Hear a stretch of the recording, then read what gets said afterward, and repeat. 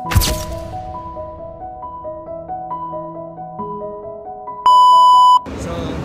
mga ka-JPC Vlogs, dito kami sa cross na daan. So, kakain kami ng pares dito. Ngayon,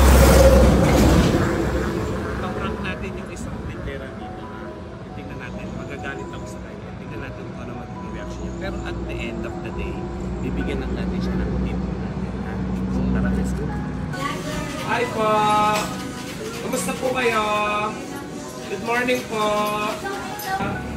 Mag-order po ako ng pares. Pwede po yung pwede po yung huwag masyadong mataba. Order po ako. Salamat po. Dito na lang po kami. So ito na po. Dineliver na yung order namin. So mag-enjoy sana tayo sa pagkain natin. Nasaan po yung spoon and fork?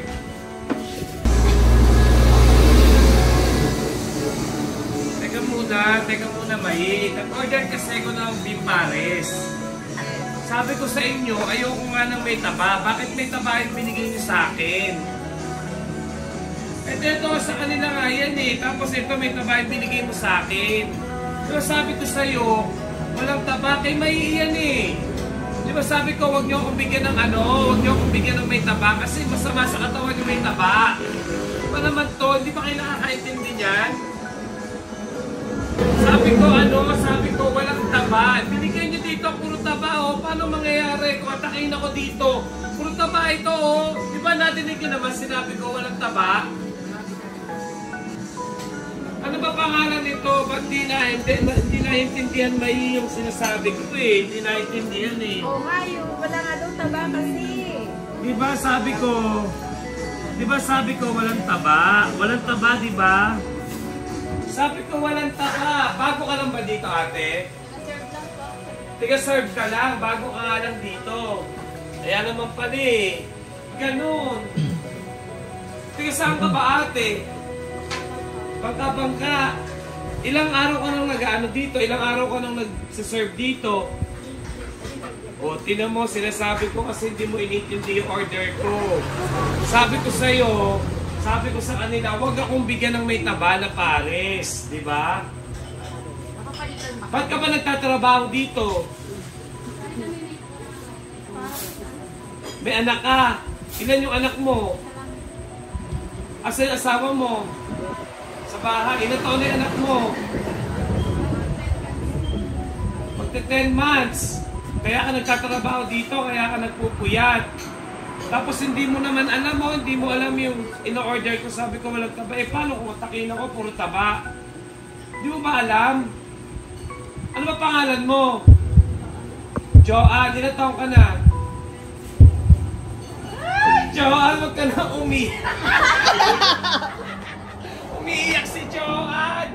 Joanne, ibili mo ng gatas yung anak mo! Hey! Gatas, okay na ba yan? Yay! Okay na ba tayo? Okay na ba sa ito para sa anak mo? Ha? Naiyak si Joanne kasi may anak siya talaga. Nagtatrabaho siya dito para sa anak niya. Nagpupuyat siya dito. Akala mo galit ako? Takot ko mawala ng trabaho? Joanne, I love you. Ito yung JPC Vlogs! Yay! Successful ang prank natin. Pero Joanne, joke lang yun ha. I love you. Alam mo, saludo ako sa iyo bilang isang ina. Bilang ang bata mong naging ina, di ba? Pero ang ngayon lumalaban ka. Ako talaga siyang mawala ng trabaho kaya mangiyak-iyak siya talaga. Naawa na talaga ako sa kanya. Naiyak siya. Joanne, ito yung JPC Vlogs. Ito yung Joyful Personal Caring. Joanne, para sa iyo. Bilhin mo ng pagkain, anak mo. Bilhin mo yung gatas, anak mo. Yay! Saludo ako sa iyo. Ito ang JPC Vlogs. Huwag ka nang umiyak. Yay! Naiyak talaga siya.